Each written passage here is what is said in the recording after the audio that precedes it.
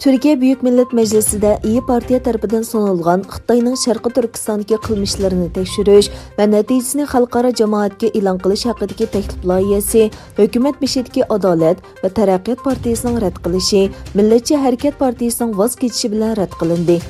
İyi Partiyaning parlamentdagi guruhi vakillari Lutfu Turkanning imzosi bilan sunulgan taklif loyihasida Xitoy Xalq Jumhuriyati tarafidan Sharqi Turkistonda Uyg'urlarga qarshi planliq va sistemalik elib berilgan erkinlikdan mahrum qilish, qiynash, zulm qilish, majburiy tug'ut va o'ltirish qilmishlarining bir millat kishiligini qisman yoki butunlay yo'qotish g'arzi bor. Bu xil sharoitda Xitoyning Uyg'ur xalqiga qaratgan inson qalbidan chiqqan vahshiyliklari G'ozi majlisda tekshirilishi va natijasi xalqaro jamiyatga e'lon qilinishi lozim deyilgan.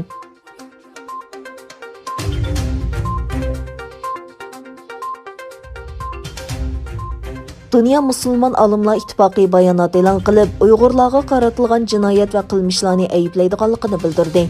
Bayonotda Xitoydagi musulmon Uyg'urlarni nishon qilgan keng ko'lamli turma jazosi va qiynashlar, ularning dinini o'zgartirish, ularni otizmchi bo'lishga majburlash, ularning diniy va milliy kimligini o'zgartirishga urinish qilmishlariga norozilik bildirgan.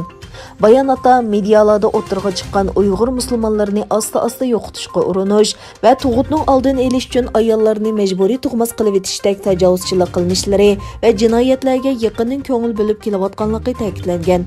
Beijing hukumatini bu qilmishlardan voz kechish, musulmonlarga qonunliq va insonparvarlik huquqi berish, ularga qaratilgan har xil nohaqchiliklarni tugatish talab qilingan bayonotda Islom hamkorlik tashkiloti, Islom davlatlari, Birlashgan Davlatlar tashkiloti va kishilik huquq tashkilotlari ustiga tushgan mas'uliyatni ado qilishga chaqirilgan.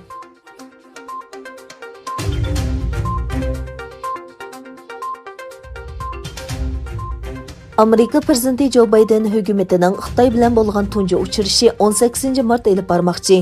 Tashqi ishlar ministrligining bayonotida Tashqi ishlar ministri Antony Blinkenning vazifaga o'tirgandan keyin tunji qatim Yaponiya va Koreyaga qilgan chet el ziyoratidan keyin qaytish yo'lida Xitoyning yuqori darajali amaldorlari bilan ko'rishadiganligi bildirildi.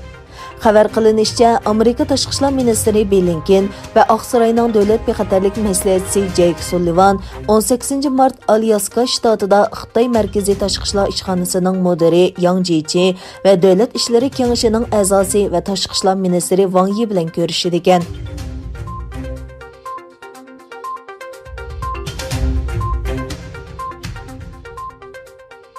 Rossiya bilan Xitoy Oy sharida birlashma olam punkti qurish kelishimi imzoladi. Kelishimga asosan Oy shari yoki uning orbitasida tajriba tadqiqot markazlari quriladi.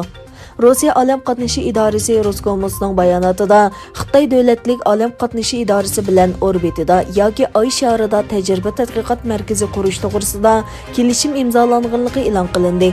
Yana bir tarafdan Amerikaning olam bo'shliqi tadqiqotidagi rahbarlik o'rni davomlashmoqda. Amerika Marsga avatgan tez pikmas nomli tekshirish mashinasi yaqinda Marsda tunji sinov yurishi olib bordi.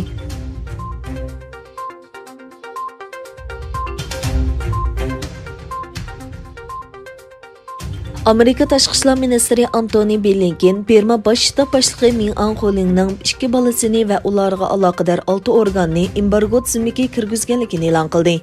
Antony Blinken yozma bayonotida o'zlarining Bېrmada 1 fevraldagi siyosiy o'zgarishdan buyon o'tkazilgan namoyishga qaratilgan zo'ravonliklarni ayblaydiganligini, Amerikaning bu davlatga qarata yangi jazo qo'shganligini bayon qildi. Blinken bu qadamning 11 fevral yo'lga qo'yilgan jazoning va savdo ministrligining 4 mart Bېrmaga import-eksport cheklamasi qo'yish uchun qo'llangan qadamlarining davomi ekanligini aytdi.